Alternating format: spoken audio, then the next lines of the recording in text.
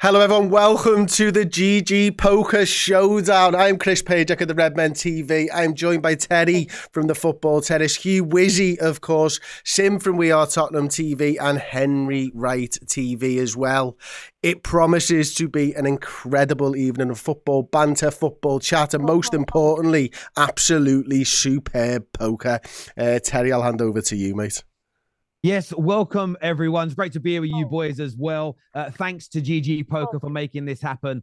I've actually just won the first hand as we're playing here live, so that was nice. I'm already up on the boys. We're going to be talking football. We're talking transfers, FA Cup, whilst playing a little bit of poker here with GGPoker.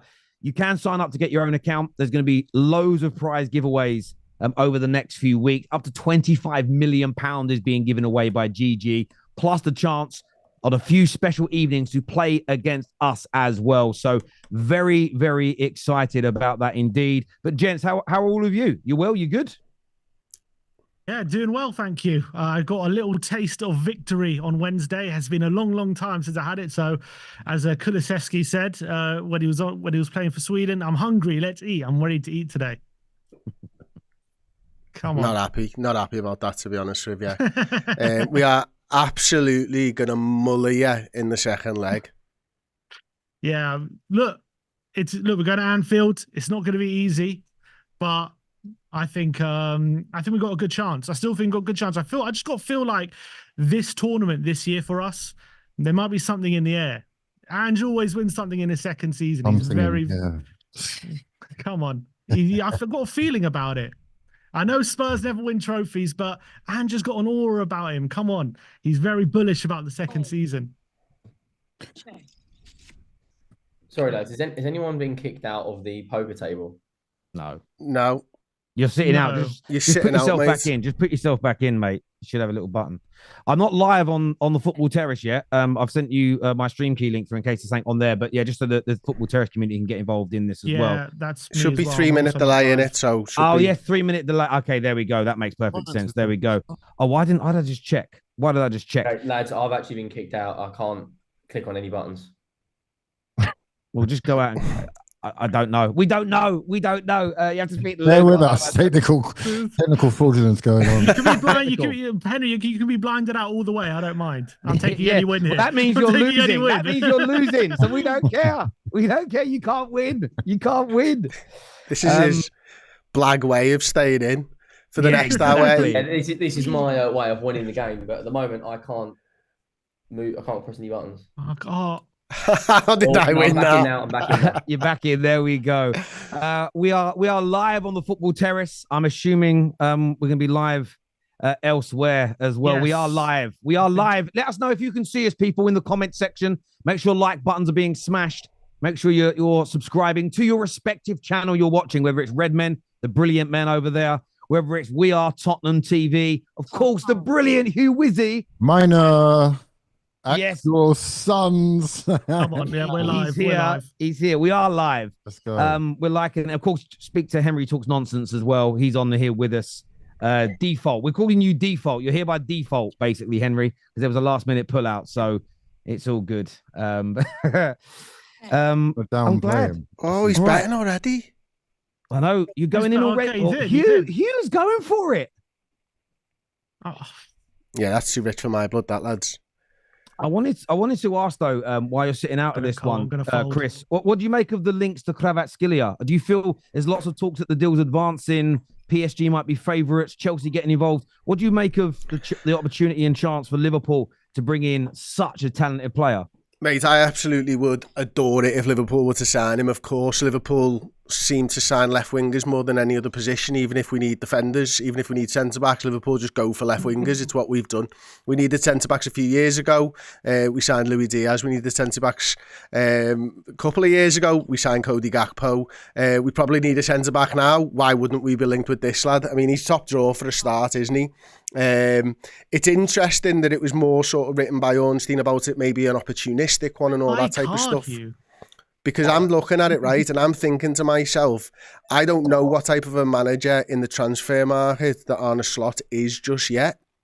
So for me, is he going to be one of those managers who's just completely and utterly ruthless at the end of the season? Are we going to see like a Luis Diaz, for example, get sold with a couple of years on his deal, because the rumours are that he wants a big contract and all that. Maybe this could be the foreshadowing of Diaz's departure.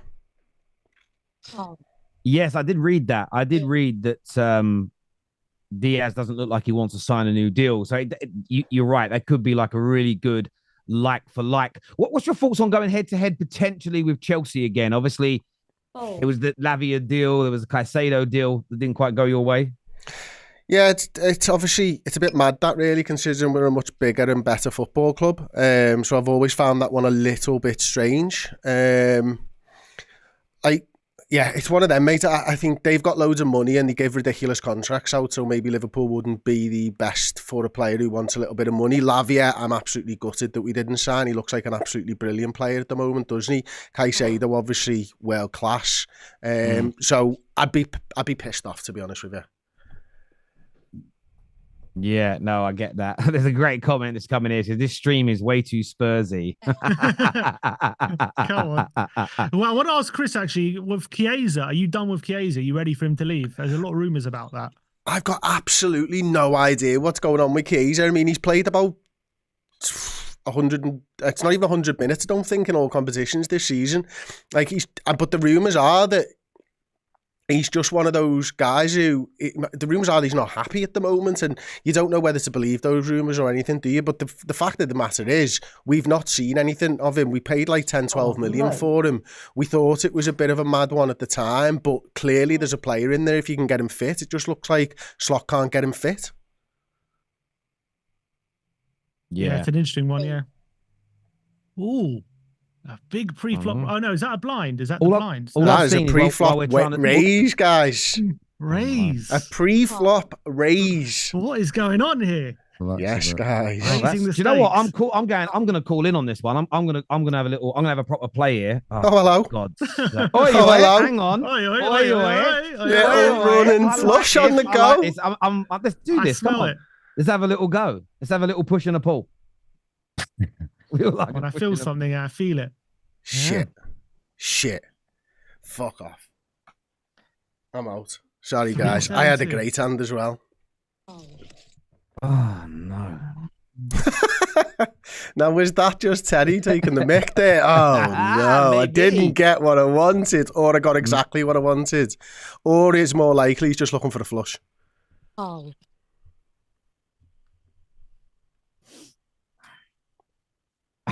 Well, we'll see. Oh, here we go. Oh, this has got stressful all of a sudden. I know. We can't talk. He's taking the piss out of you, Sim. Oh, he was taking the piss out of you. There we go. Wasn't quite strong enough. I know. I literally on the flop. I had a flush on the flop. You got I had a king of hearts there, so I was like, yeah. No, I literally had a flush, not a flush, a straight. Oh, a straight. I had a straight. Sorry, my apologies. Yeah, I wanted to ask you, boy. Obviously, we'll keep it on Kvaratskhelia for a minute. Hugh, what do you make of that? Do you think he'll end up in the Premier League? And are you frustrated Arsenal are not looking at him? Top quality player, exciting.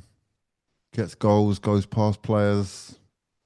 Exactly what Arsenal need. So yeah, we won't be doing that. We're experts, aren't we, at getting a couple of jigsaw pieces away from actually completing the puzzle.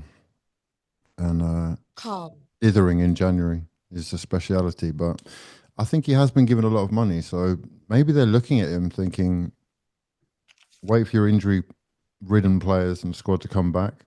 Add a little bit more. What's your thoughts on Arteta? Do me a favor, Henry. Can you turn your sound off? We keep hearing your dealer saying fold. Yeah, I can't. How do I do that again? How do you do that? Go to your settings, young man. I'm sure it's in settings. I think on the table there's a settings button at the top there. Yes, I think so. Oh no. I'm gonna check here. No, I hear you, Hugh. I feel I don't know the Arsenal fan base. though. You guys seem to be in this. Do you think if you lose to Man United this weekend, it could become really, really toxic? It's already getting them. He's used up a lot of energy. Good energy, I think. Is he on forward watch, Hugh? I think that's right. Yeah, he's got to be on fraud watch. He's got to be on fraud watch. He's never been on Fraudrocks before, mate, but there is a video coming tonight. Great timing of that question. Fantastic. It's a rocky little road, but I tell you what, he's raised the level so high that our rocky road looks like a fantastic golden pass for everyone else. I mean, I know as a Tottenham fan, you'd love to be in Arsenal's position right now. You know? Yeah, we were there under Pochettino. He's Pochettino Spurs. That's what he is, and that's no disgrace. No, I don't know about. I don't know about that. I don't know why about not. Why? What's the difference? that.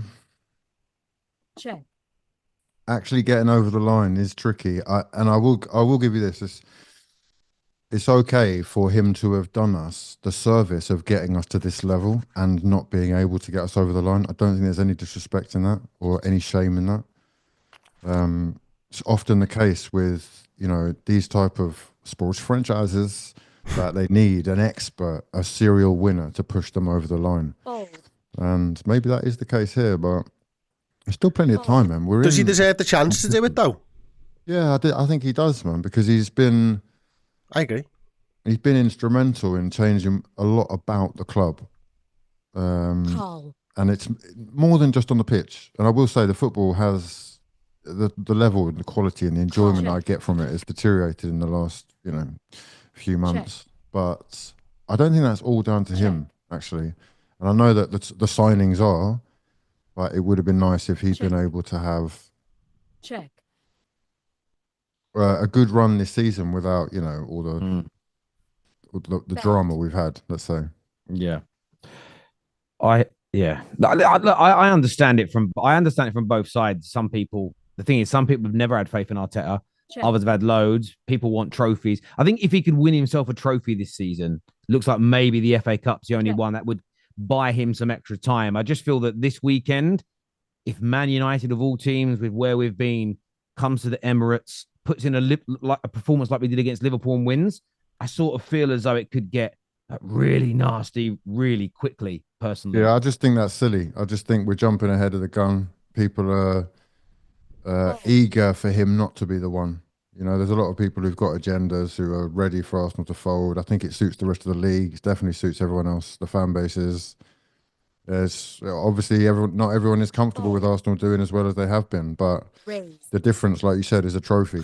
And at the end of the day, he said it himself. If he doesn't win a trophy, not only will questions have to be asked, but I would presume that they'll be thinking about, is he the right man for the job? Because they've invested a hell of a lot of money in him in an incredibly short amount of time. I looked at some stats the other day saying 750 million euros in what, 4.5 years, compared to 900 million, for Wenger in 21.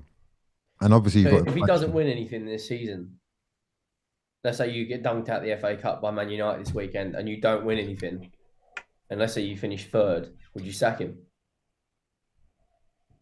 Fold. I would actually start to think again. I don't think it's that's a very short-sighted way of looking at things in my eyes. Maybe, yes, maybe, but I don't think that's actually the core of the problem. Then I think again we have to look at the board. Are they serious about getting the club over the line and becoming a big entity and trophy-winning team? I think that the jury will be out on that, because we've had a few occasions now where Fold. it looks as though the direction has been lost. Like Edu leaving is massive for me. It shows that something's not quite right. And there's rumors I read today that Edu was worried about Arteta's increased influence. Is he becoming a bit of a dictator, you reckon? Is there any chance of that happening with Arteta? Control orientated. Definitely a control freak, but I actually don't think that's bad. I like power centralized personally. I prefer there to be not too many, bureaucratic levels for you to get through for things to get done. I'm okay with that. However, there is the danger of that. We've seen that people felt like Wenger had too much power, and we are where we are. I'd say there's plenty of people who are looking back in hindsight and thinking that they wish they'd gone about things differently, given that the man gave us an identity, such an identity that, maybe the older generation, I just about touched George Graham. So I've seen Arsenal when we were ugly, 1-0 wins, scraping 1-0 wins in scrappy pitches and whatnot. Check. But football was very different then, and I've grown up with Wenger ball, and I've grown up with this identity of Arsenal that is being lost. I will say that. He has won a trophy. He has won the FA Cup, but the circumstances that it was won in and the team that it was won with, I think, really should. I hope he looks at it and just says, maybe I do need a couple of big personalities. Maybe I'm going to have to get over this thing of like either not being able to or not wanting to work with them, because big personalities are what win games, win big trophies. Sorry, they are. They will get you on. Is there any fear for you, Hugh, that without Saka now for a good couple months, that if results could slip to an extent that you're in a top 4 battle, or is you got no fear about that? 100%, that's a fear. Yeah, it's touch and go, isn't it? Really, but again, I still think that people are just jumping the gun. We're halfway through the season. We're 6 or 9 points behind, and if they do go into the market, I don't see any reason why we won't be involved at the end of the season. I don't see any reason why. We're still, there or thereabouts, being in the conversation of, are we as good as Liverpool on our day? Probably. It's just, people have now, he's set that bar to be we need to basically be winning every game. And the unfortunate thing is, obviously, you're in a race with a team and a squad who are made up of players who, essentially, they've been over the line many a time now. And they know they can't afford to drop a single point. You see what Van Dijk looks like the other day. I'm not sure that everybody at Arsenal has fully got that. And I hope that they just don't start to lose belief, because I feel like losing Saka, they will know how big of a deal it is, more so than us, because we're super reliant on him. Listen, viewers, I know a lot of you are tuning in now, so thank you for being here. Get like buttons hit on all the respective channels. We're here. We're talking football. We're playing a bit of GGPoker. I'm currently winning, which is very, very nice as well. Am I staying in this game? Yeah, I think I am. I have a little. I'm gonna put in there again. Make sure you hit the like button. You can also join. You can also play. You can also get involved in GGPoker. Over £25 million in giveaways being handed out by them as well. You can click the link. I think we've all got it in our live chat, in our descriptions as well. Get yourself signed up. You've got to be over the age of 18, of course, and make sure you only ever play with what you can afford to potentially lose. Make sure you do that. But it is a great deal of fun. We're having a bit of a laugh today as well in this. Oh, what am I going to do here? I know what I'm going to do. There we go. Come on, who's having it? Who's having it with me? He's got the dough. He's got the dough. Why not? Come on, he's bullying you. He's bullying you. I'm Come on. I'm doing it. Always. Oi, yo. I'm fucking all in. Oh, and he's got it. You split. You got a split. We got a split. The skin of your teeth. Skin of your teeth. We were the same there. That was pretty good. So viewers, cheers for tuning in. Anything you want us to speak about, let us know, and we'll obviously have those conversations as well. I'm gonna fold this time, even though I am the dealer. We spoke a bit on Arsenal. In terms of Tottenham, I know Sim, I know you, Henery. I'm gonna go Sim first. You both got very different views on what you want to happen. You're very much behind Big Ange, and you want him to stay. Is that right? Yeah, I've been pretty consistent on that throughout the whole season. I understand we're in 12th position, and we know that's not good enough. We know we shouldn't be in that position. And in some cases, I think that obviously he has to take responsibility for being in that position. You can't shy away from that. I think he's made mistakes this season. He's probably overplayed a few players. And in certain games like Ipswich or Brighton, he's got the tactics wrong. And, we've dropped silly points. But look, I think everyone realizes that after Conte and Mourinho and Nuno, they needed pretty much a hard reset from this football club. We were going in completely aimless direction. We were not going in any direction, really. We kind of had a kind of flip-flop philosophy, going for a win-now manager, but not really backing him with win-now players. And so for me, I just felt like we needed to go in this direction where we've got young players attacking football, actually build a project with these younger players. And basically, that's the only way that we're going to catch up with the bigger sides, is actually give it time to breathe and give it time to build a project, because we're not a club that's going to be spending the money required like Chelsea or City or Arsenal, Liverpool to a lesser extent, to really keep up with the top teams, in my opinion. So we need to do it by investing time in these young players. And so it's going to mean some short-term pain, and that's what we're seeing at the moment, especially with this injury crisis. I thought that before the injury crisis, things were going okay, not perfect, but I don't don't think it was sackable form. And then the injury crisis has hit, and it's led to basically over the last 8 games, we've basically hit kind of like relegation form. But for me personally, I'm willing to go through that and see where we come in the other side. I think we could be, I think we're showing we could be a very good cup team this season. We're doing very well in all the cups at the moment. I'm hoping once the injuries and players come back, we're going to turn around our form in the league as well. And we've shown this season at our very best when Ange has, the correct pieces. We have actually defenders playing at the back instead of 18-year-old midfielders, and we're not completely hamstrung with injuries and fatigue. We're a team to be feared. We went to Etihad and won 3-0. Like you even saw on Wednesday, against a very strong Liverpool team. We had a lot of injuries, and we're able to come away with a victory after a very good performance. I think at our best, we've shown what we're capable of, and I think we just need to give Ange time to sort out these problems, get the pieces in place, and I think we're going in a good direction. But knowing that right now, obviously, if we finish in 12th, if we finish in the position we're in, there'll have to be an uncomfortable conversation at the end of the season. Yeah, I mean, I get the uncomfortable conversation. Henery, I mean, you're the opposite end. I mean, every opportunity you get, you're calling for Big Ange to go. Tonight, he says, tonight, every day, tonight. For me, it's look. Sim makes a lot of good points. But, however, I don't. The thing which I value in how you look at a manager's ability is if they can tactically change things up.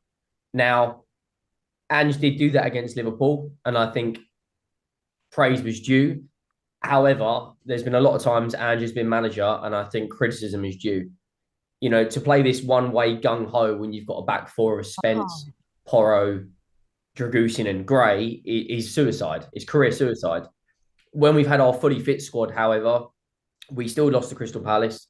We still lost to Ipswich, even with a strong enough team. And I look at the group of players we've got now, that squad, in my opinion, is equal to Nottingham Forest's, it's better than Fulham's, it's better than Bournemouth's, it's better than Brentford's. But all of those managers have got a manager in there who can tactically change it up on a weekly basis. You can't tell me that Nottingham Forest, pound for pound, have got a better midfield than Spurs or a better back line than Spurs. And it also goes hand in hand. We've had more hamstring injuries since the start of last season by a long way than anyone else. Is that maybe due to the intensity of the system? Maybe. Because we're gung-ho for 90 minutes. That game against Liverpool was the first game I have seen, I would argue, other than Wolves at home under Ange, as well as City away. So 3 games in 65 where we've actually had a more tactical approach to actually have a more pragmatic approach. I'm not saying I want to watch Conte football every single week, but there needs to be a balance. And I don't see that with Ange. And I look at the board we've got. Is it ever going to improve? Are we ever really going to give Ange Postecoglou the right players? Probably not. But you can't tell me that this squad's 12th in the league. Don't get me wrong. If we beat Liverpool, I'll be more than behind him.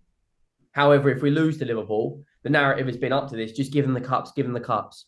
Well, if that's the case, currently we're just hovering above, 12th or 10th in the Europa League? And we could go out to Liverpool. So there's got to be a balance with what we're saying. Sim makes some good points. Got a lot of good young players. Like Bergvall, for me, has got so much potential. But there's also a lot of duds in that team. Radek Dragusin can't play it out from the back to save his life. But I don't know where rival fans kind of sit with Ange, because for me, I just think that it's a walking time bomb. Yeah. Come on, Chris, you've gone all in here. Mate, I've got absolutely nothing in my hands. I've got nothing. The bottle job has begun for Liverpool. It just had to be done, I'm afraid, because I was the small blind next, wasn't I? So I had to go all in because I was basically leaving myself a big blind left. Ooh. I don't think you've got any problems. Come on, Eileen. Come on. Oh no. What's the last hand? What is the last he's card? Slow rolling. 2-3. Two of you out, baby. 2 out. 2 gone. Henery missed days, that is terrible. See ya. Which basically means us 3 remaining are definitely going to be in the final live in Nottingham in 3 weeks' time. So happy days. Well done, gents. Well done. Pathetic. Good job, lads. Right, can I just jump in on the Ange Postecoglou debate, though? Yeah, of course you can. Because I haven't got any poker to play no more. You can give the wrong man time. you can absolutely give the wrong man time. And Ange Postecoglou is not a coach, he's a manager, and he goes out there and he says to people, coach this way, please. And I don't even think he's got the best coaches. Like, yeah, you can talk about the players and stuff, but is he improving those players? No, he's not improving those players at all. Not one of those players is better than they were when he took over. Like, it just from the outside looking in. I disagree with that. I think Kulusevski's improved. Yeah, fair. Okay, one player, brilliant. Johnson, I think he's improved since he's come in. I think there are quite a few players. You look at the youngsters. I think as a squad and as a Gray team, they've not improved. And I think that's fair to say. Like, the argument on it, though, is, Sim, would you not agree that there's a blueprint out there on how to beat Spurs? He did it! He done it! I thought he might have it, but I thought with three of a kind, I thought I'd give it a go. Oh, God. I had the money to do that, though, Hugh. Sorry to interject. I had the money to do that. I had the money to do it. Sorry, back to yourself. Sorry. What's going on here? Is that the game ended? No. Me and Hugh just went head to head and both had really good hands. Right, so the table is empty as I'm seeing it. Yeah, there's three left. Oh, because you're out. That's why you're... Right, that's because I think that's because you're out. So how am I going to get your... Oh, I see. So the table's empty on stream, is it? Yeah, the table's empty on stream. Well, you can't spectate. I don't know, mate. That's something we've learned. We're still going to keep playing, but yeah. So Henery, who, if you were to sack Ange tonight, as you keep calling for, who would you appoint? Can someone share their poker screen on the Zoom? Yeah, because I can't see it either. Who would I appoint? That is the $1 million question.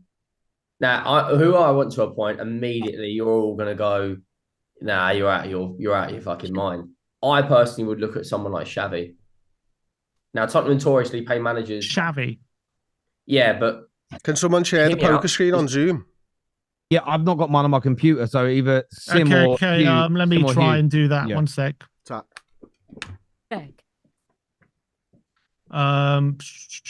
Oi. Should have gone in then. Should have gone in more. Yeah. So you want Xavi, Henery? Go back to Xavi. You want Xavi? Yeah, he'd be someone I'd look at. Tottenham notoriously pay the managers one of the highest wage in the league. He's managed in multiple countries. He's won league titles in Spain. He's got a better footballing CV than Ange Postecoglou. He's younger than Ange Postecoglou. So the word project, you can't. Are we really going to have Ange Postecoglou here in 10 years when he's nearly 70 years of age? Probably not. I think Xavi plays Xavi has proven at Atletico Madrid away, at Real Madrid away, and in the Champions League, he can switch things up. Whereas I look at someone like Ange, and other than 3 games out of 65, let's be honest, and I ask this question to everyone, and everyone gives me one answer. Would you say there is a blueprint out there on how to beat Tottenham Hotspur? Yes, there is. You sit back, soak up pressure, and counter-attack. And we don't have an answer to that. And we've proven that against Ipswich, against Crystal Palace, against Wolves, against Nottingham Forest, against the worst Arsenal team in terms of performances, turned up to Tottenham's ground and scored a goal and went, okay, come out and attack us. And we don't have an answer to it. I just want to say, guys, in terms, I know that. Sorry, I want to. Sorry, Henery. I just want to interject. I know that Sim is sharing his screen, but the viewers are still seeing us replay live. The viewers are seeing it, and I think that's all that matters, right? But it's because there's a 3-minute delay. Ah, yes, that's why. Yes, sorry, they're going to see that in 3 minutes. I forgot. Anyway, let's move on. For me, in terms of the narrative that Chris and Henery are saying that the Spurs have improved, I think I just disagree with that. Spurs, I haven't had a say on this. I've enough of listening to this nonsense. Go on, Hugh. With all due respect, the manager is hilarious. He's hilarious. Just explain to me why he keeps staring at the floor when he's being talked to. Why can he not look anyone in the eye? Is it because he knows he's a massive fraud? And they are incredibly easy to play against. You've lost literally 50% of your games this season. 1 win in the last, 6, 7, 8, is it? In the league.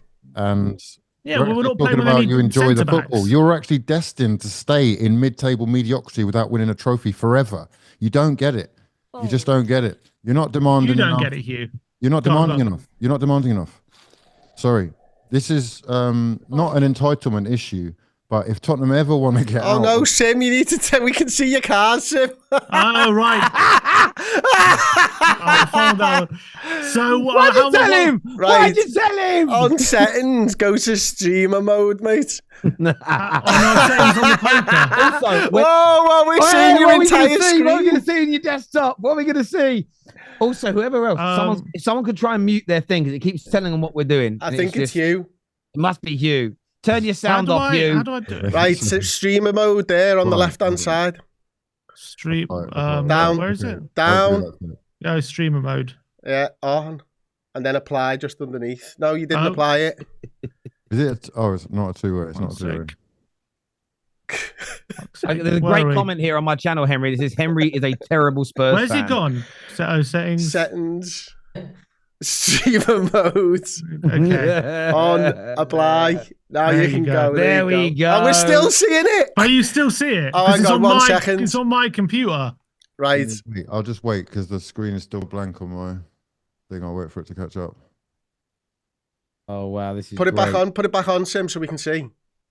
Where is it gone? Just, Well, No. we'll have all of this You ironed need to out not share for your next full week's show. screen. You need to just share a window, I know. mate. I'm trying to. Share the window. Yeah, okay, so man. let me stop sharing it. 1 sec. Sorry. You use the computer, Sim. You use What's the on your- computer like oh, my nan. No, this is confusing. I've got too many tabs open. Okay. You've never. It looks like you've never shut a tab in your life. There be you go. honest. Is that all right? Yeah, that's good, right?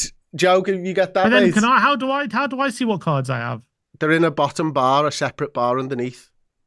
Ah, okay. Got you. I was doing well before all of this. I've been blinded out. I love the fact that Sim uses the computer like he's 92. It's brilliant. It is, or a Mac, I should say. Every web page open he's ever been to. I saw AOL.com was the first one open there, you know. I hear ya. oh, I hear ya. I'm making those noises again. Hold on. No, it's not. I've not heard it's any not? noises. Oh, No, okay, whatever you cool. did, it worked perfect, mate. It worked Okay, great. perfect. It worked perfect. So we can get back to playing now as well, which is great. Can the stream? Oh, the stream can see finally. We're back. Yeah. Yeah, That's the great. stream's got it. Like, viewers, make sure like buttons are hit as well. Make sure you're all subscribing to all of the channels, people. Get that done. And Hugh, can I go back to what you were saying yes, about Ange? let's get back to it. Yes. By that logic, you would have sacked Arteta, right? Probably in his first 2 seasons. Am I I would is have that done. fair? Yes, that's correct. Yes, I would have. And would that have been the right decision? Well, I mean, I guess the jury's still out, mate. I don't know. Oh, really? So you don't think it was worth sticking with him at this point? You don't know that. We You will wouldn't find say out. yes. We will find out. We will find out because we're very close to becoming quite, in need of another rebuild. It's not going to be too long before our top players are either wanting to leave or are at a stage where their contracts have run down and we've got to either reinvest. It's going to get complicated quite soon. This is why he's under pressure to win a trophy now. Yeah, I understand that, but he's 6 years down the line. Ange is still 18 months in. Clearly that was the remit to be kind of like starting from with a young project, a lot of young players, a lot of teenagers. Look, as I've said before this injury crisis, things weren't going too badly. Like, yes, it was not perfect, and we were still a team that slipped up a few times, maybe unnecessarily, but I still felt that there was something to build on. You could see when this team was at their best. I think we're a match for anyone. And I think once he gets the players in place, I think we're going to go in the right direction. Right now, it's hard to see that. We're in 12th. You're right. We've lost 50% of our games, and that's obviously not good enough. And obviously that can't continue. But for me, I don't want to get rid of him now. Give him till the end of the season and assess it at that point. I think getting rid of him mid-season doesn't help anything. It just continues the chaos. What, are we going to get an interim from now to the end of the season and then start a new kind of cycle come the end of the season? I think it doesn't help anything, in my opinion. If you're doing long term, for sure, but then expect a rocky road ahead because it doesn't. I agree with you, and I'm willing to go through that. That's what I'm saying. I'm willing to kind of go through that rocky road. You'll know better than anyone when you 100%. lose a player of the quality of like Harry Kane. The money that's spent is so crucial, and so often it's so difficult for you to hit the target again with these signings that.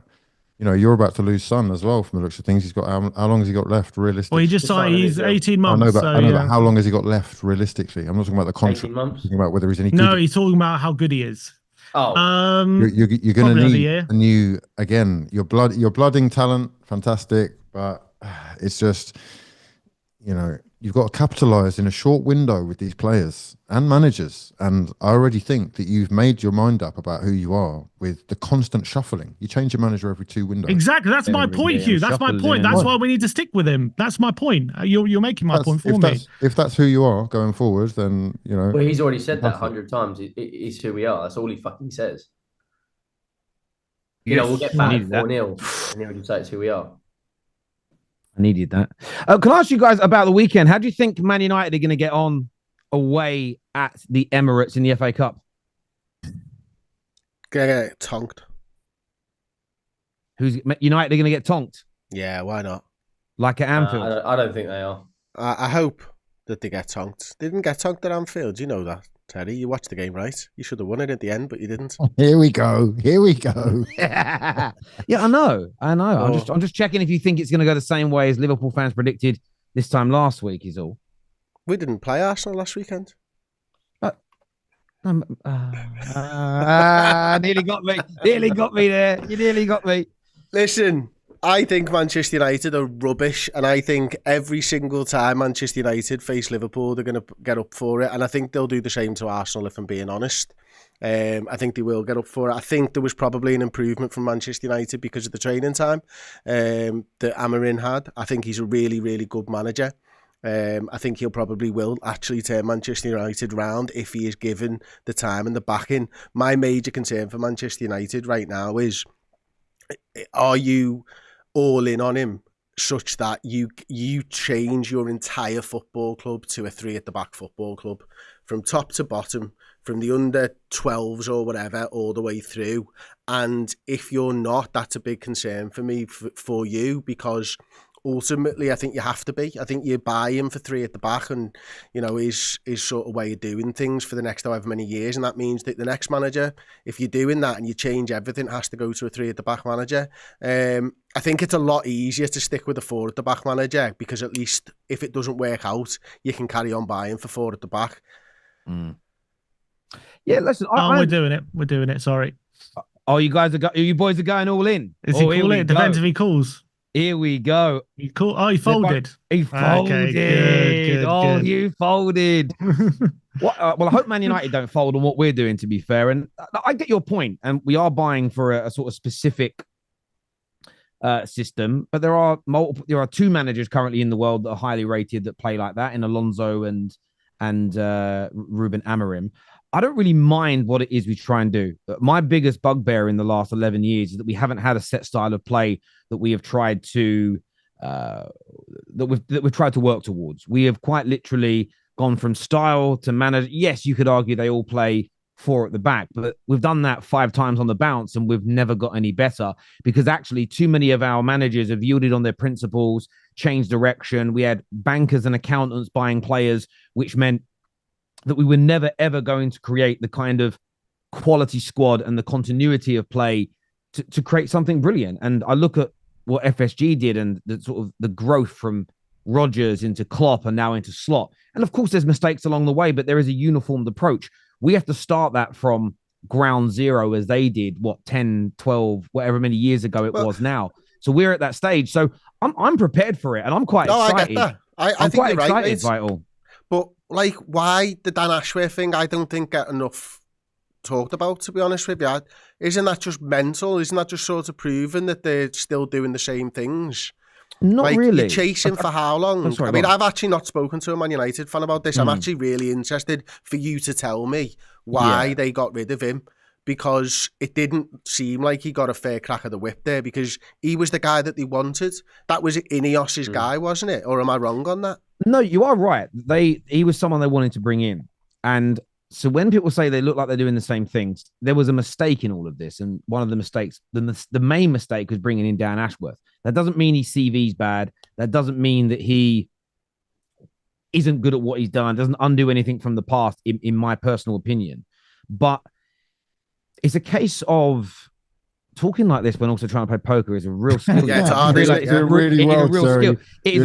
Really well. And I think from my perspective, where I feel things are different as opposed to the past, is that the the director of football is in Dan Ashworth made a big mistake.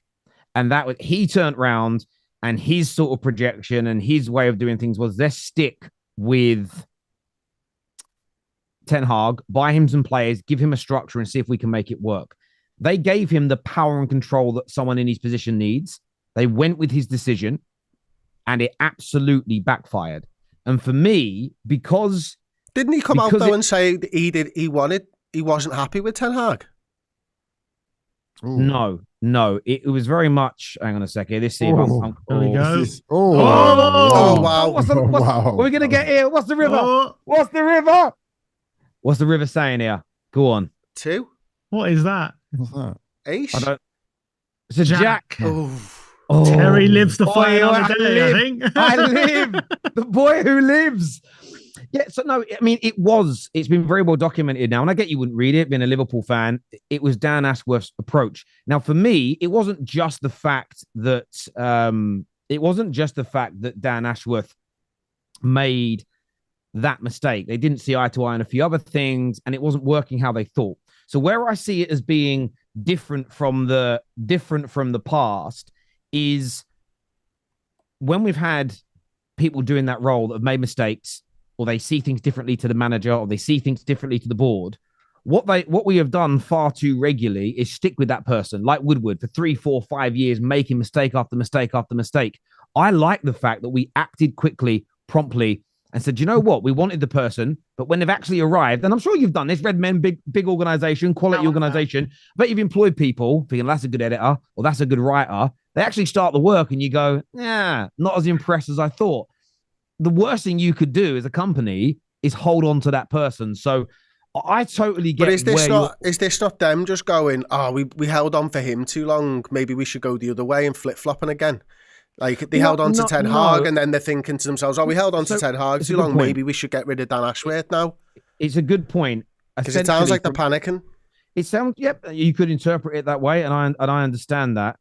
From my perspective, when listening to what was being said, it's more to do with, sorry, I can't believe they sat me out for that. No, they didn't sit me out for that. It's more to do with Barada, who didn't make the decision. They gave that power to Dan Ashworth. Him and others wanted the Amorim approach. So it's very much a case of like, oh God. It's very much a case of, I might as well just go all in here. I might as well go all in. I might as well. For a penny. Out for a pound. Oh, a two. Surely a pair of twos. Terry again. What we saying here? What we saying here? It could be a 2. If it's a 2, I'm done. Terry on the turn. Or a 7. Terry again lives to fight another day.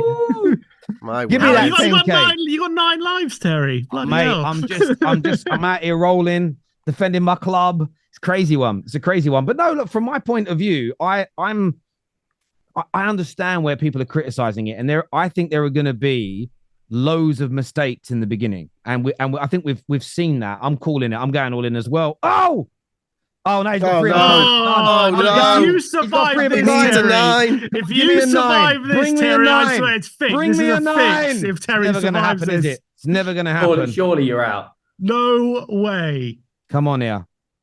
Well done. Congrats. Full house. Yeah, he's done, mate. Well done, Hugh. Well done, mate. Well done. I'm happy with second. I just didn't want to come last. Well done. I got a third. Top 3. All right. Top 3. It's okay. Well done. Viewers, remember. Fuming with that. Fuming with that. So, I think that means to you, we're definitely going Nottingham. We're definitely going Nottingham for the final. So happy days. Viewers, you can play along with GGPoker. There's a link in all of our live chats, in our descriptions. Get yourself signed up. You've got to be over the age of 18. Remember to always do it responsibly. And I'll say this bluntly.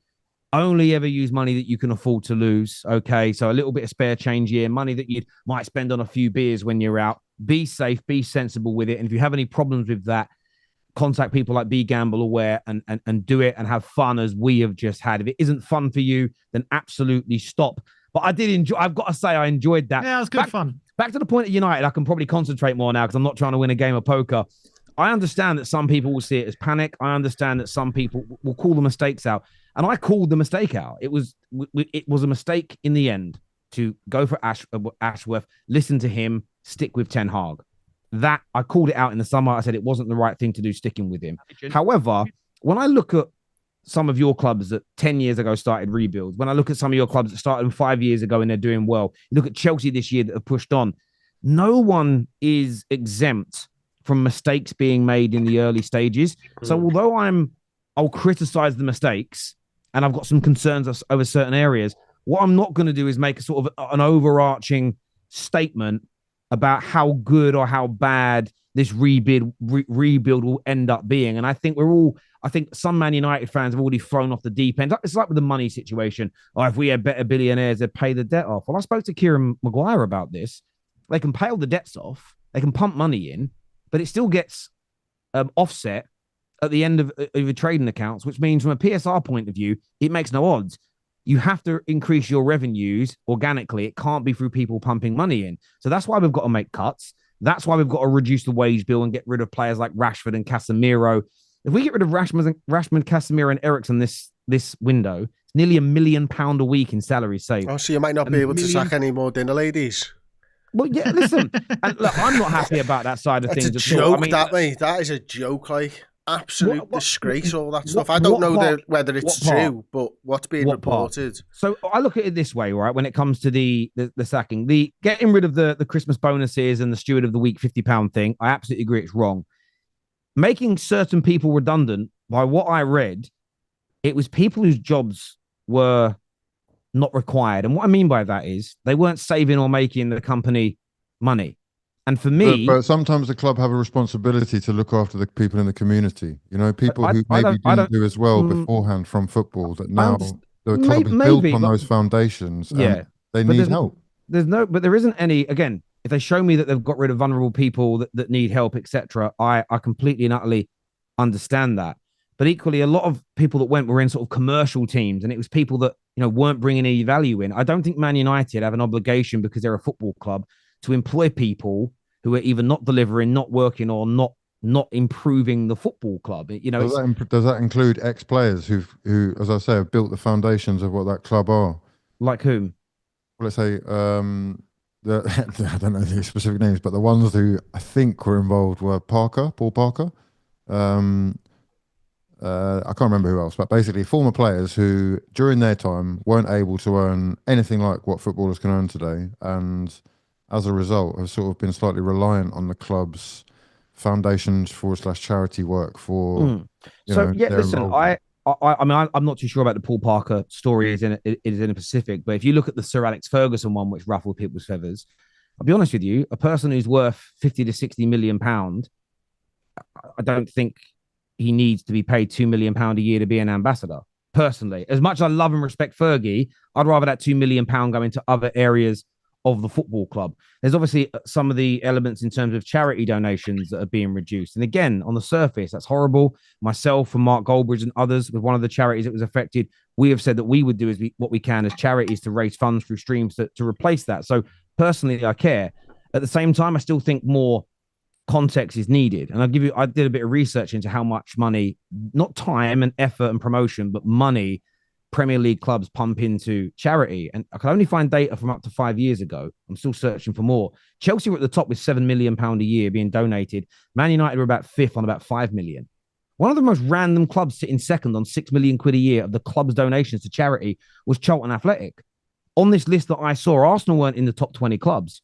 So I'm not here doing any kind of whataboutery, but I always feel that's exactly what you're doing. No, it's not. No, it's not. But I'll tell you what, that is the definition of whataboutery. It totally is. No, it isn't. I'll tell you as to why. And I go, it looks here. I'll tell you why it's not whataboutery. I'm not sitting here and saying it's okay for us to cut charity money because we already give more than Arsenal. What I am saying to say an Arsenal fan is don't throw stones in glass houses. We might have made a few cuts, but if we're still giving more away to charity than you are in no position. And this is what I found with a lot of football fans. I don't agree with that, man. Manchester United are a much bigger global entity and have been for many a decade, man. Than many. So Charlton giving more money to charity than you is okay. My point is, I'm not agreeing with everything that Ineos are doing. I never have done, and I've been very clear on that. What I won't do is sit here and have people pointing their finger from a position of like they're in authority. But morally speaking, some of your clubs don't even do as much. We've got people that were having a go at Ineos saying they're scumbags.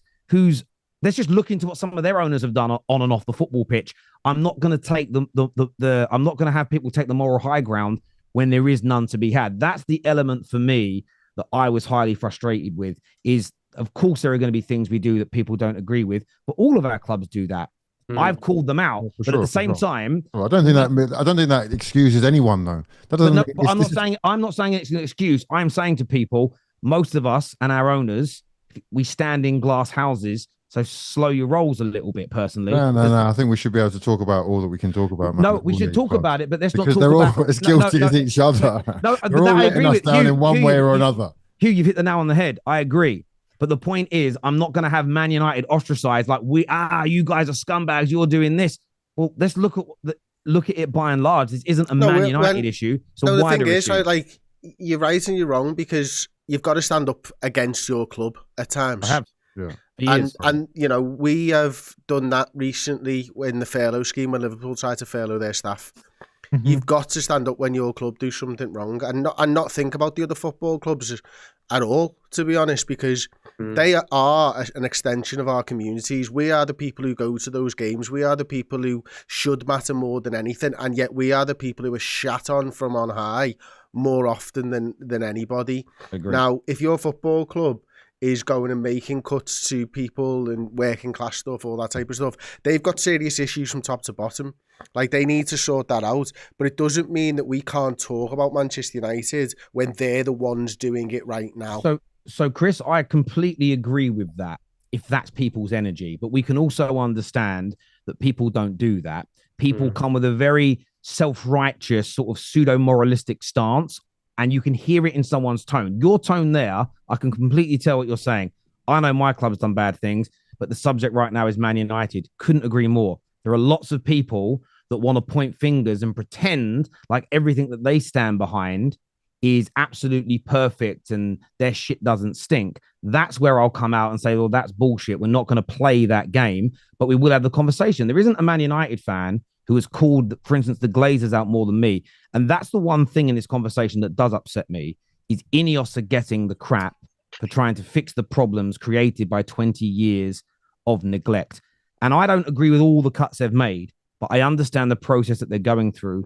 We are very close to major financial problems, and this has been on the cards for a long time. And the club has got to get back to winning and has got to grow its revenues. But before the revenues grow, you've got to save money. I wish they hadn't done some of the things they had, and I've called them all out in various streams, and I've spoke about it, and I've been condemning. I've personally offered myself to donate to some of these charities to help fix these matters. But at the same time, I'm very disappointed in a lot of the media making out like this is Ineos that have caused this problem when they're trying to fix the fact that the way the Glazers bought the club and the way they treated United is now illegal in terms of footballing rules. It can never be done again. But there's been something in the region like 60%, on a scale of 60-1, articles written about Sir Jim and Ineos being scum compared to that of the Glazers. And that I find frustrating. I want to know where the energy was for bad owners for 20 damn years. I get that. Like, that's where I get frustrated with the media. I'm not defending Ineos's actions. I'm asking, if these guys were that vigilant on owners for the last 20 years, maybe we wouldn't be in a position where we're making these cuts and we're doing these horrendous things. And it's about root cause analysis. And that's the problem when it comes to these stories. It isn't about root cause analysis for a lot of other football fans. It's let's point the finger, let's laugh, let's say you're scumbags. Let's try and create a narrative where if you do get success, we can say it's tarnished because you did X, Y, and Z in the beginning. And they've got to fix the club. I'm hopeful they do. And I think eventually they'll start giving back more. I think more people will be employed in the future. I mean, what we're trying to do with the new stadium development, if you've seen the amount of jobs that's going to help create for the area, people have ignored all of those things as well. So, look, I'm not happy with everything they've done. I wish that the Glazers weren't involved anymore. Some of the decisions have been embarrassing, but I think as well there is time for football fans where you can look at the off-field stuff and you can look at the on-field stuff as well, and it makes it very difficult because if we're only going to judge clubs based on the morality of things, none of us should really celebrate anything our clubs do if we want to go down that road. So it becomes a difficult one to discuss. But I do get the frustrations people have. I really, thing is, really if you ran terribly off the pitch, you tend to be ran terribly on the pitch as well, don't you? And that I think is also as big a part of the problem as Manchester United have had over the last few years. Hopefully that continues anyway. Talk about ownership. Look at Spurs' ownership. I mean, we Sim, how much are the season tickets now? I mean, I don't go anymore. What, 11, I pay 1200 like pounds? about 1,200. Yeah, it's one of the most. I think the most expensive in the Premier League. Premier up there. I think only Arsenal maybe have more potentially. I think on average, I think ours is more expensive. And aren't they due to go up again next year, where we might not even be in Europe? Yeah, I think actually Fulham have got the most expensive. they have the most expensive, as in the most expensive ticket. Seat. Yeah. Yeah. And then It's Chelsea did that £1,200. £5,000 for a seat thing, didn't they? For one game. How much is it? How much is a ticket at Liverpool? Ours about 800, 900. Okay, but like you're pretty much 90% chance going to get Europe every single season. Challenging for trophies. I would hope. Yeah, whereas for big things. Yeah, I think one of the main differences with Arsenal is that we get a few more cup games than you do, actually. So it's slightly. But you pay extra for the cup games, right? They don't let you in for free, mate. No, we've got a few more games on our season ticket than. Do you really? Yeah. Than other clubs. It's slightly deceptive. Wow, I did not know that. Yeah. That's pretty cool. So if you go all the way to the final in the FA Cup and they're all home games, you get in them for free? No, not for free, but there's potentially more games. Basically, you have to, you'd have to look that up, but basically there are more games. I think it's like 4 or 5 more games a season. That's mad. I mean, like Liverpool this season. The board, or is that just FA Cup? Say that again. Does that the kind of like the games? Is there likely to be like a European game in there, or is it going to be domestic? Yeah, it could be European games. There'll be nights where you'll need credits to go to get tickets to go to the cup games, and the more credits, basically, the more prioritised you'll be. So we had one where we froze our tickets for about, I think it was about 7 years or something. Then 2 years ago, we started putting the prices up again. And last season's quarter-final of the Carabao Cup against West Ham was something like 30 quid a ticket. This season's 3rd or 4th round game was like 55 a ticket. And you're like, hang on, how's this season's an earlier round £20 more expensive than last season's quarter-final? That's a disgrace. Like, these are the games. It was whatever you're starting when you're a big club. No disrespect to any of the others. I just don't know what round you normally start in. When you're in Europe, you're starting a later round in the Carabao, don't you? So I think it was. Round, yeah. I think it was the 3rd round, and it's like, hang on, that Carabao Cup game is the game where you can get a dad and a lad, or a dad and his daughter, or a mum and her daughter into those games.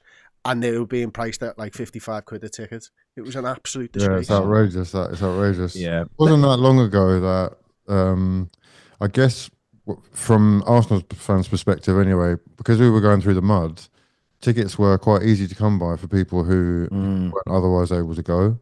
And there were times during the Henery era when like people literally couldn't give the tickets away. Now, like you said, the prices for those EFL Cup games, that it would be like a great opportunity for kids to go. It's just too much, man. If you've got 2 or 3 kids, it's got to be doing quite well. Do you know what's interesting about it though? Again, I think that Man United for years didn't increase their ticket prices, and then the ticket price percentage this year is absolutely ridiculous. It's ridiculous.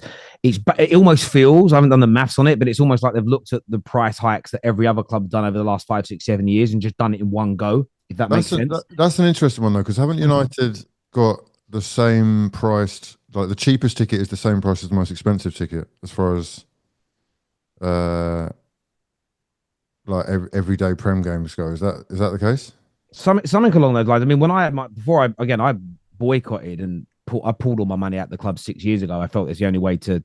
I thought the Glazers only cared about making money, and I thought I was as bad as the Glazers if I gave money to the club, and I stand by that. I think that they. I don't know, but I think they've changed their. So they may have. I haven't looked at the ticketing policy for about 5. I haven't personally. I've only been on the website a couple of times, and managers have been sacked in the last few years. I quite literally stay off everything that's Man United. I don't want to give them any type of revenue for nothing, but. It's interesting. I think their policy is like the cheapest ticket is the same price as the most expensive one. I think that's actually, I don't know, it's dangerous because you're alienating that. No, I agree. You're alienating the working classes it's aimed at. But what I find interesting is, my brother's a Leyton Orient fan, and they like it when Premier League clubs increase their prices. The lower level clubs say it's better for them because they are then seen as better value for money, so they're able to sell more tickets. So what my brother always tells me is when Tottenham and when West Ham and when Arsenal, the teams closest to that part of East London, if they have an increase and I don't know, a ticket goes from, I'm making this up here, £45 to £55, they will see a percentage increase at their gates because they're charging 25 quid. But that's League One football, it's £25 a pop. So they will then, but they'll do concessions for a family. So a family will come along and watch that because it will cost them £85 for 4 of them, as opposed to maybe 250, 300 quid down the road. Again, not defending any club increasing their prices. It's wrong, but this is where football needs to have a much bigger conversation. And that's why I say, I don't think it's as small as just saying Spurs are out of order, Arsenal are out of order, United. I think you need to have a much bigger look at it. If the smaller clubs need the prices to go up, it tells you there's an absolute problem in football, that the clubs in the Championship, but more so League One and League Two, they almost want the Premier League clubs to do these pay increases because it makes it easier for them to get fans in through the door. So I think it's a much bigger issue sometimes. And I know we see it as fans for our clubs. Oh, that's ridiculous. It's going to cost me X amount more a year. But I think there's such a wider financial issue here that kind of gets missed and doesn't get discussed. And I get why. We all focus on our own clubs primarily. And it's just always interesting hearing my brother that they love it when the big Premier League clubs in London put their prices up because they make more money. So, I mean, I'm not saying it's there's sometimes always a byproduct of these things, but it's crazy. And they're only going to, I want to know when a club is going to do something. The TV money always increasing. The one thing for me is, like, I always thought what would be a great gesture from a club is say, right, anyone who's had a season ticket 20 years or more, you get it for, I don't know, 60% off, 80% off.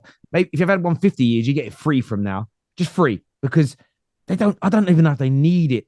I know that they need some money from match day revenue. We saw the impact COVID had on clubs, but they should do something with these revenues continually growing through TV. There is so much more money to be made on social media for clubs now. It would be lovely to see them give it back to long-standing, dedicated fans. That period, Terry, showed us not only, how much they needed fans, but what they really thought of fans. That's what I will never forget. That's what I'll never forget from that period. Actually, waking up to things like tweets from Arsenal saying we're one of the founding members of the Super League.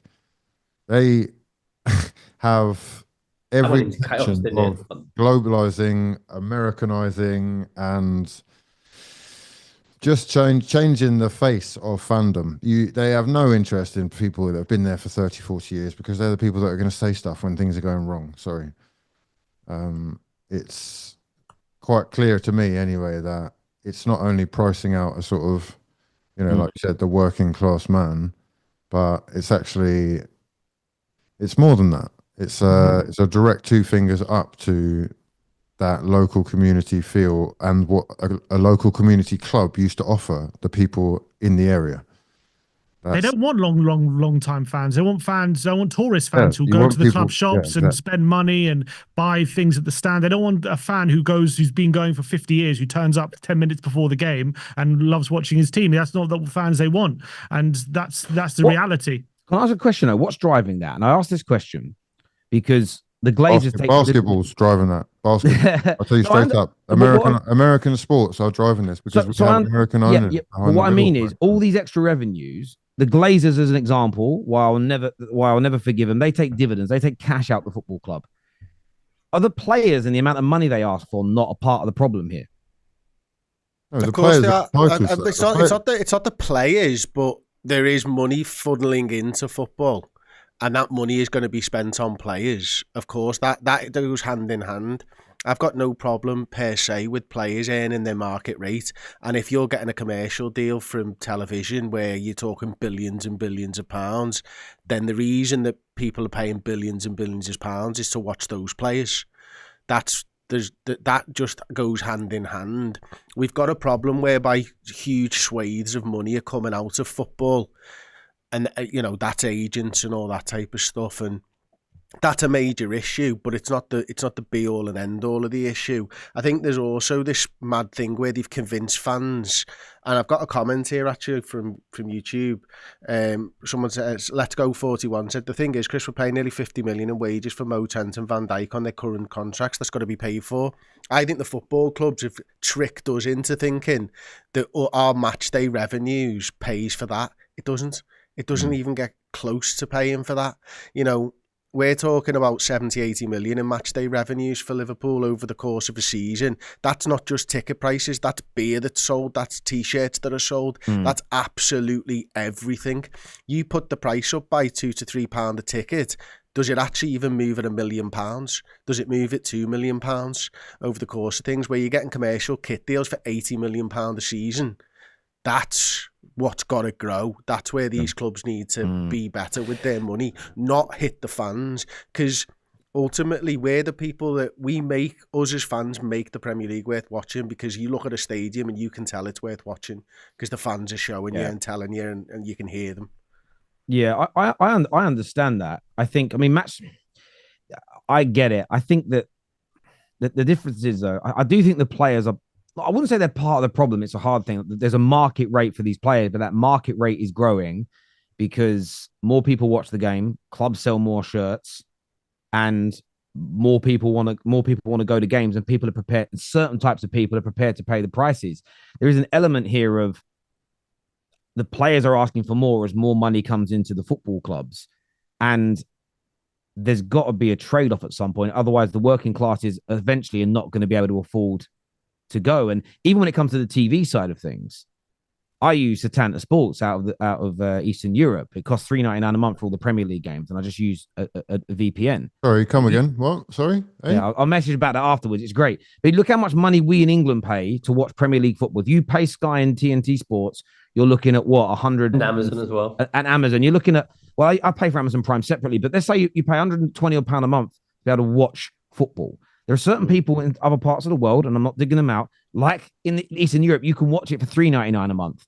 So it isn't even just match-going fans who get charged exorbitant, and some other parts pay more, by the way. In China, I think it's something that the app or the company you have to use to watch football works out about £600 a month to watch it. So again, I don't know what the economy's saying over there compared to here, but at the same time, everywhere you go, you're being screwed up for money. So even when it comes to broadcasting, the amount of money it costs compared to people in different parts of the world is kind of crazy. But so much of that, I mean, you got to think your club, like Liverpool revenue is what, about 600 million a year, something like that? Something like that, yeah.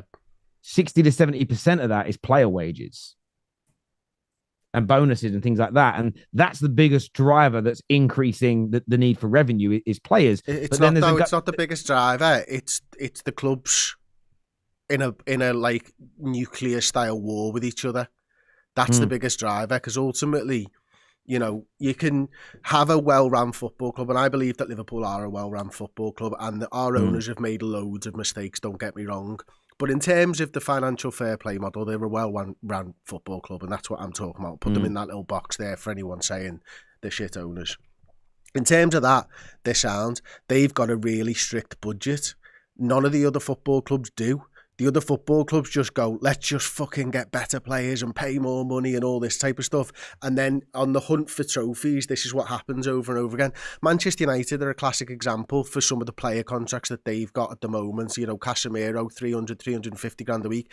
It was pure panic to try and quickly shoot up the ladder. It wasn't about a business plan where it was costed out and looking at how old he is and all this type of stuff. Which is why we're screwed financially. Which is why you're screwed financially as well. Yeah, that's it.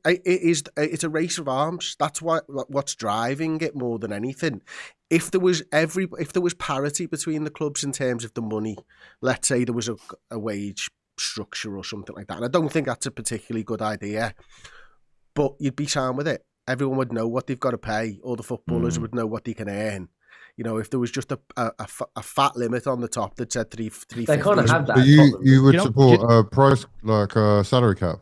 I don't understand it and haven't looked into it enough, but I am a massive fan of the NFL, and I find it really interesting that the biggest hyper-capitalist marketplace in the world, which is the American economy, have taken an overall holistic view and very socialist view of their sports franchises. Yeah. And yet now all the American owners are coming into the Premier League. I find that fascinating.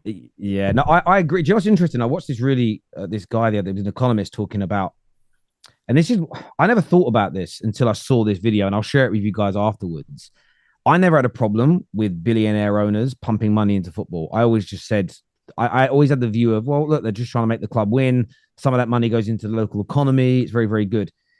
Essentially, football owners pumping money into the game externally is no different to quantitative easing from the government.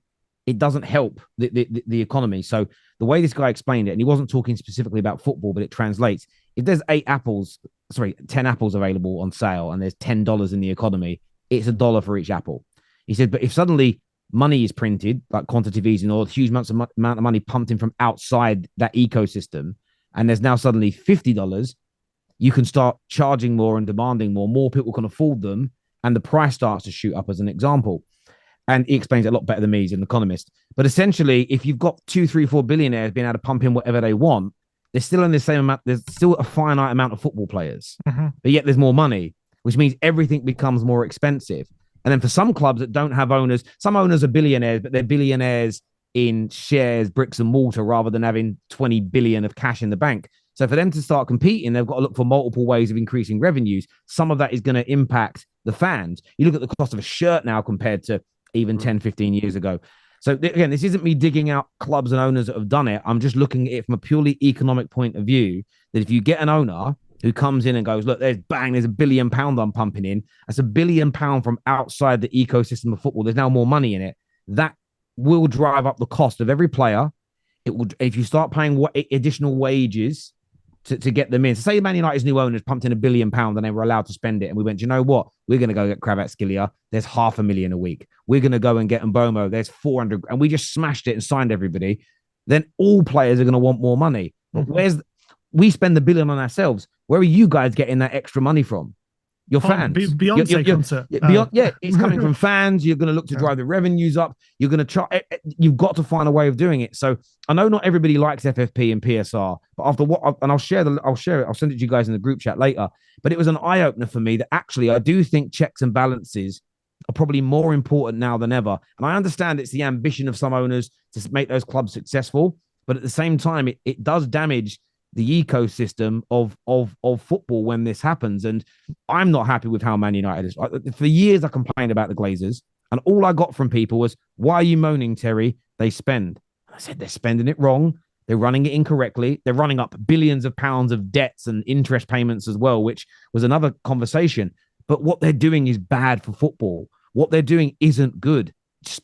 Sometimes spending money is as bad as not spending it for a football club. And that's what we've done. And it's probably why I am a little bit defensive of Ineos. Is I understand some of the things they've done are wrong, and I've called them out. Anyone who doesn't think I can't have, and you're watching on another channel right now, go to the Football Terrace and watch the content. It's there. I have called them out, but I can't take my focus off why we're in this position for me. And I think that's what's really important, is understanding how we got here. And I don't know what the answer is. I mean, they're doing it now again, though. A lot of the big clubs are fighting to not have the salary cap and the spending cap come into the game. And I think it's fair if you're doing it through natural revenues of the club, but that's why I think football could end up in a really bad situation for the working class person in 10 years' time if we get to a stage where all owners can pump in whatever money they want, sponsors can be as high as they want, because you will eventually get it to a point where we'll be selling tickets to the super rich, and it'll be £400, £500, £600 a ticket to get into games.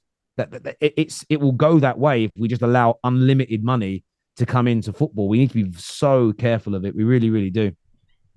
Yeah, it's mad. Yeah. It's crazy.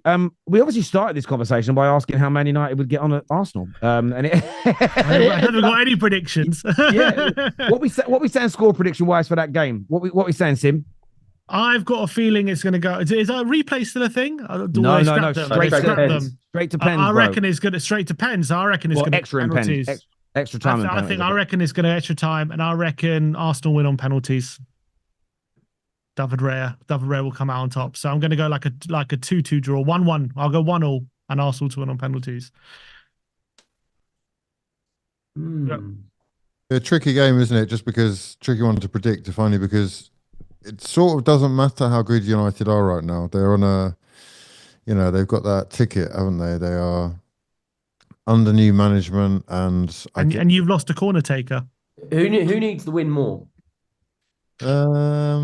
I think Arteta probably does. Yeah, I don't think that's what I mean. I think Amorim's he's got a freebie right now. He's allowed to lose, if only to take them into the right direction. And there is obviously some trust required for that process. Arsenal, the trust is running. We're running out of trust chips. So, yeah, I do think we'll come through it.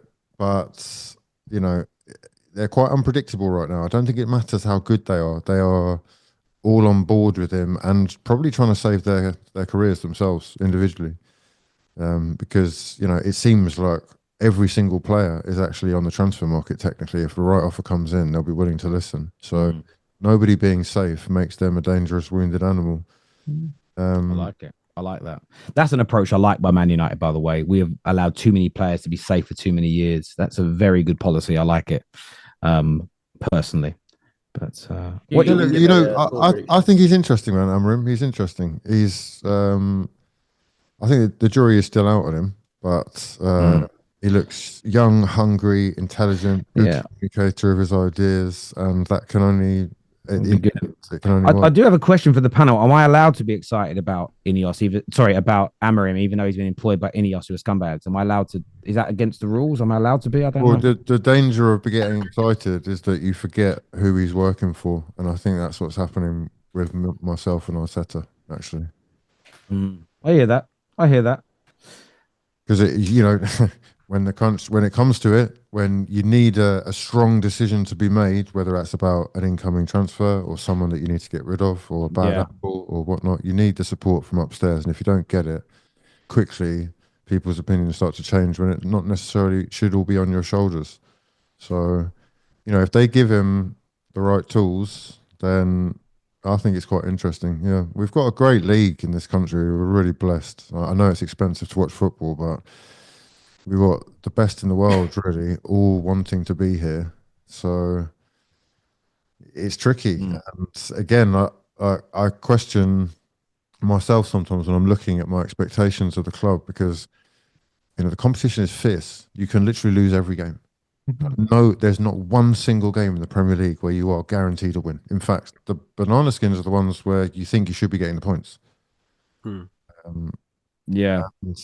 that last game with Liverpool and Manchester United, but for a Joshua Zirkzee pass where he did a sort of Ozil bounce for some reason, if he rolls that over to him, in my eyes, even Maguire taps that in, and the world is turned upside down, and suddenly Amorim is well ahead of schedule and a genius. No, Man United fans, we have to keep our feet firmly on the ground, and I kind of was happy with the performance. It's going into this week. I'm a little more confident going up against Arsenal than I would have been without that performance.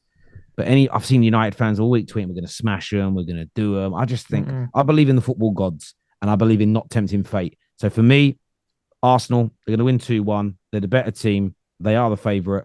I'm hoping that we beat them, but I can't predict that. I don't feel that we will. Arsenal at home are brilliant. I don't think we've won there in 6-7 years. Well, since that De Gea game where he made like 14 saves. Yeah, I think there was one after Ollie beat them when I think we beat them 2 or 3-1 in the cup. Wasn't that when Lingard scored? Lingard scored and moonwalked. And then we played them there about 3 or 4 weeks later in the league, and they beat us. And we haven't won. We haven't won since. So yeah, no mad predictions from me. I think Arsenal will win.